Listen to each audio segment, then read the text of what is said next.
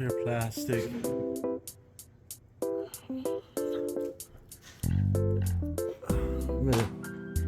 Plexiglass.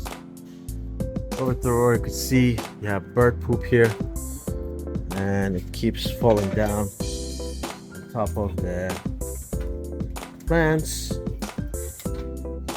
The birds are at a place all the way up there where there's no access to get up there. It's literally like 25 feet high over a balcony. It's gonna cost too much money to basically set up a scaffolding and go all the way up there. So I found a creative way to divert the bird poop.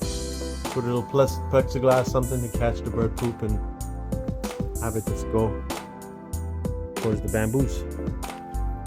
It's a big drop.